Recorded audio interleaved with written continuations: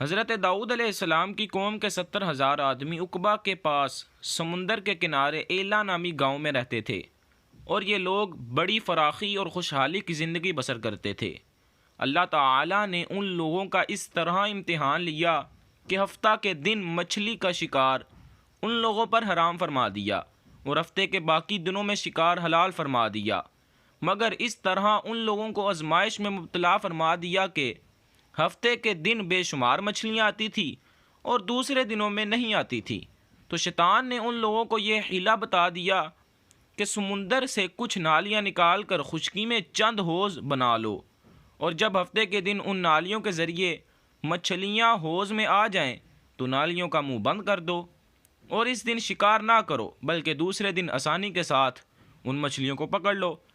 ان لوگوں کو یہ شیطانی ہیلہ بازی پسند آ گئی، اور ان لوگوں نے یہ نہیں سوچا کہ جب مچھلیاں نالیوں اور حوضوں میں قید ہو گئیں تو یہی ان کا شکار ہو گیا، تو ہفتے ہی کے دن شکار کرنا پایا گیا جو ان کے لیے حرام تھا۔ اس موقع پر ان یہودیوں کے 3 گروہ ہو گئے۔ کچھ لوگ ایسے تھے جو شکار کے اس شیطانی ہیلہ سے منع کرتے رہے اور ناراض و بیزار ہو کر شکار سے باز رہے، اور کچھ لوگ اس کام کو دل سے برا جان کر خاموش رہے، دوسروں کو منع نہ کرتے تھے بلکہ منع کرنے والوں سے یہ کہتے تھے کہ تم لوگ ایسی قوم کو کیوں نصیحت کرتے ہو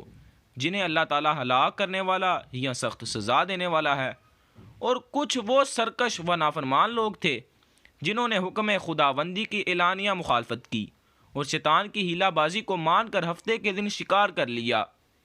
اور ان مچھلیوں کو کھایا اور بیچا بھی۔ جب نافرمانوں نے منع کرنے کے باوجود شکار کر لیا تو منع کرنے والی جماعت نے کہا کہ اب ہم ان معصیت کاروں سے کوئی میل ملاپ نہ رکھیں گے۔ چنانچہ ان لوگوں نے گاؤں کو تقسیم کر کے درمیان میں ایک دیوار بنا لی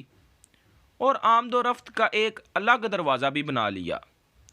حضرت داؤد علیہ السلام نے غضبناک ہو کر شکار کرنے والوں پر لعنت فرما دی۔ اس کا اثر یہ ہوا کہ ایک دن خطا کاروں میں سے کوئی باہر نہیں نکلا، تو انہیں دیکھنے کے لیے کچھ لوگ دیوار پر چڑھ گئے، تو کیا دیکھا کہ وہ سب بندروں کی صورت میں مسخ ہو گئے ہیں۔ اب لوگ ان مجرموں کا دروازہ کھول کر اندر داخل ہوئے تو وہ بندر اپنے رشتہ داروں کو پہچانتے تھے اور ان کے پاس آ کر ان کے کپڑوں کو سونگھتے تھے اور زار و زار روتے تھے، مگر لوگ ان بندر بن جانے والوں کو نہیں پہچانتے تھے۔ ان بندر بن جانے والوں کی تعداد 12,000 تھی۔ یہ سب 3 دن تک زندہ رہے اور اس درمیان میں کچھ بھی کھائے نہ سکے، بلکہ یوں ہی بھوکے پیاسے سب کے سب ہلاک ہو گئے۔ شکار سے منع کرنے والا گروہ ہلاکت سے سلامت رہا، اور صحیح قول یہ ہے